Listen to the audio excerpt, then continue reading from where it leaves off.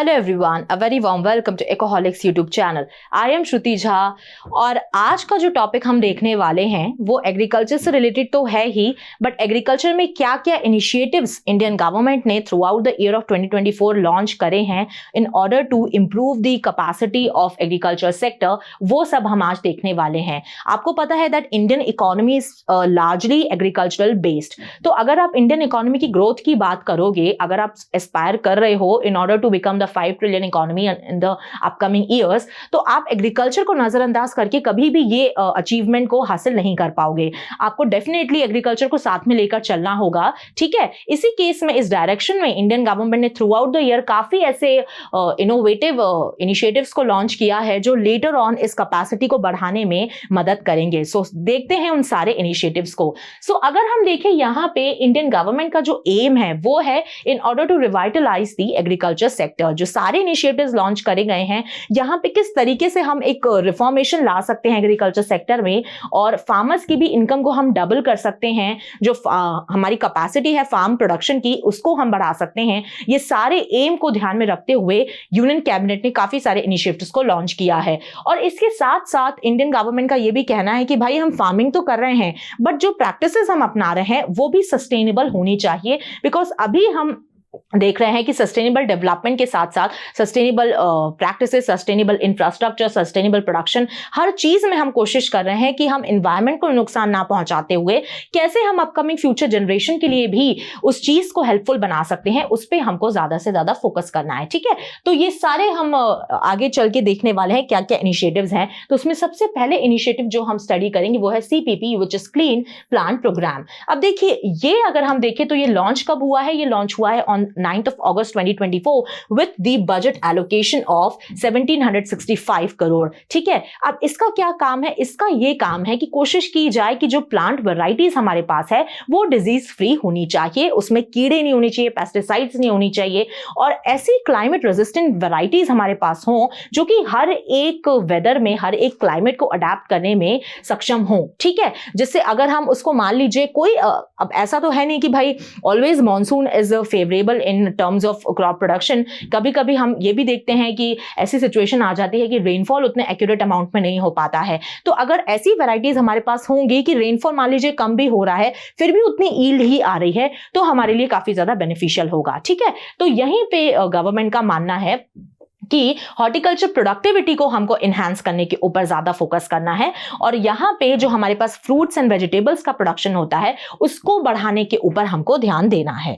Now moving towards the first next initiative which is agriculture infrastructural fund AIF expansion. देखिए, AIF अगर हम individual देखें तो वो 2020 के अराउंड लॉन्च कर दिया गया था, बट इसका एक्सपेंशन अभी 28 अगस्त 2024 को किया गया है। अब इसमें क्या है, तो यहाँ पे कोशिश की जाएगी कि मार्केटिंग इंफ्रास्ट्रक्चर को और ज्यादा इंप्रूव और स्ट्रॉन्गर बनाया जाए। क्यों? क्योंकि फार्मर्स, आपको पता है, काफी ज्यादा पोस्ट हार्वेस्ट लॉस को देखते हैं और वो मार्केट में डायरेक्ट कस्टमर्स को सेल नहीं कर पाते हैं। जब उनको APMCs में जाना होता है तो उनको काफी ज्यादा नुकसान भी वहां पर देखना पड़ता है। तो इस एक्सपेंशन के थ्रू ये कोशिश की गई कि भाई फार्मर्स डायरेक्टली कस्टमर से कॉन्टैक्ट कर पाएं और अपना जो भी यील्ड है वो उनको डायरेक्टली सेल कर पाएं। इसके अलावा अगर आप देखो तो पोस्ट हार्वेस्ट लॉस की भी जो एक प्रॉब्लम है वो इस एक्सपेंशन के थ्रू एड्रेस करी गई है, ठीक है। इसके बाद अगर आप देखो तो भाई लॉजिस्टिक्स इंफ्रास्ट्रक्चर को यहां पे इंप्रूव करने की बात करी गई है, और यहां पे मॉडर्न पैकेजिंग की एक्सेस जो है वो फार्मर्स को प्रोवाइड करी जाए, इस पर भी ध्यान दिया गया है। अब देखिए, जब से ये एक्सपेंशन AIF जो लॉन्च हुआ था, एग्रीकल्चर इंफ्रास्ट्रक्चर फंड AIF जब भी आया था, वहां तब से अगर हम देखें तो यहां पे वेयर हाउसेज 6623 वेयर हाउसेज यहां पर बनाए जा चुके हैं, 688 कोल्ड स्टोर्स यहां पर बनाए जा चुके हैं, और उसके साथ ही साथ यहां पर 21 सिलो प्रोजेक्ट्स पे भी काम चल रहा है। तो आपको पता है, जब आपके पास एक्यूरेट अमाउंट ऑफ स्टोरेज होता है, आप जो भी प्रोडक्ट्स आपके हैं अगर वो खराब हो जा रहे हैं, आप उनको सेल नहीं कर पा रहे, उसके पहले ही वो खराब हो जा रहे हैं, तो आपका लॉस हो जाता है, ठीक है। तो ऐसे केस में जब ये सारी फैसिलिटीज आपके पास होती हैं तो डेफिनेटली आपको चिंता नहीं होती कि ठीक कि अगर थोड़ा टाइम भी हो गया तो हम आगे जाके सेल कर देंगे, क्योंकि एनीवेज हमारा जो प्रोड्यूस है वो खराब नहीं होने वाला। सो ये एक ऑब्जेक्टिव है AIF का, ठीक है। Now coming to the digital agriculture mission. अब ये कब आया? तो ये देखिए आया है on 2nd of September 2024 with the budget allocation of 2817 crore. ठीक है, अब इसका क्या फोकस है? इसका है in order to bring the digital farming solutions in India. ठीक है, तो यहां पे आप कैसे डिजिटली फार्मर्स को एक्टिव कर सकते हो, कैसे उनको डिजिटल मीन्स के थ्रू जोड़ सकते हो, ये इस एम का एक मेजर ऑब्जेक्टिव है। अब इसमें अगर आप देखो तो एग्रीस्टेक और कृषि डिसीजन सपोर्ट सिस्टम जैसे जो एक मेजर प्लेटफॉर्म्स हैं वो यहां पर प्रोवाइड किए गए हैं। एग्रीस्टेक को अगर आप समझने की कोशिश करो तो जैसे आधार होता है, Aadhaar is a database of residents, similarly AgriStack is the database of farmers. वहां पर फार्मर्स से रिलेटेड सारी इंफॉर्मेशन को स्टोर किया जाता है, वहां पर फार्मर्स को एक आईडी प्रोवाइड की जाती है और उनके लैंड से रिलेटेड सारी information in along with the GPS coordinates of their land and the insurance they are holding for their land and whatever जो भी उनके बारे में इंफॉर्मेशन है, ओवरऑल इनके लैंड प्रोडक्टिविटी के बारे में इंफॉर्मेशन है, कितना इंश्योरेंस उनके नाम पे है, कितना उनका लैंड है, कितनी प्रोडक्टिविटी है, सारी चीजें जो हैं वो एग्रीस्टेक में स्टोर करी जा रही हैं। और ये definitely it will be helpful for the private players and the government also so that they can reach out the farmer directly. ठीक है, इसीलिए इस डेवलपमेंट को यहाँ पर किया जा रहा है under the digital agriculture mission and IT tools will assist farmers in decision making as well. तो यहाँ पे हम देखते हैं डे बाय डे कि हर चीज में हम डिजिटलाइजेशन करने की कोशिश कर रहे हैं, because definitely in right times it is very helpful in every sector. Next इस mission is the national mission on edible oil seed which is NMEO oil seeds. ठीक है, तो ये जो मिशन है वो आया है 3rd of October 2023 को with the budget allocation of 10,000 crore.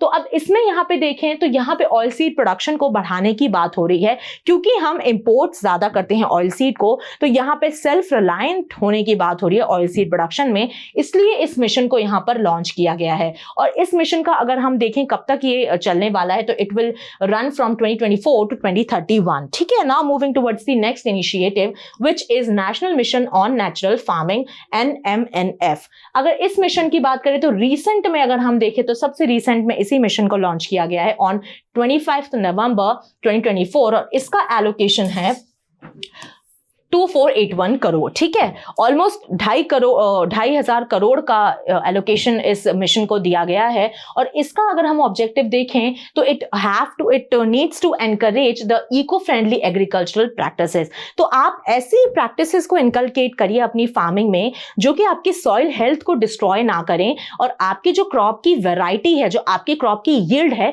उसको भी बिल्कुल भी अफेक्ट ना करें। ठीक है, यहां पर कोशिश की जाएगी कि यहां पे जो बायोमास मल्चिंग है वो एक्टिविटी जो है वो ज्यादा मात्रा में हम करें। अब बायोमास मल्चिंग क्या होती है? तो आपने कभी देखा होगा कि जब भी सॉइल होती है, हमको एक सॉइल के ऊपर काफी ज्यादा लीव्स हो गई, वहां पर लकड़ी हो गई, बहुत सारी चीजें ऐसी जो हैं उसके ऊपर हमें स्प्रेड अप करी हुई दिखाई देती हैं। उससे क्या होता है, जो सॉइल की एक रिटेनिंग कैपेसिटी है वो बढ़ती है और साथ ही साथ सॉइल की हेल्थ जो है वो डे बाय डे इंप्रूव होती चली जाती है। उसी एक्टिविटी को हम बायोमास मल्चिंग बोलते हैं। इसके बाद अगर आप देखो तो यहां पे कोशिश की जा रही है कि काउ डंग यूरिन फॉर्मुलेशन से रिलेटेड मैन्योर को यूज किया जाए rather than using the chemical based manure. ठीक है, इसीलिए केमिकल का रिडक्शन हमको काफी ज्यादा करना होगा in order to protect our soil.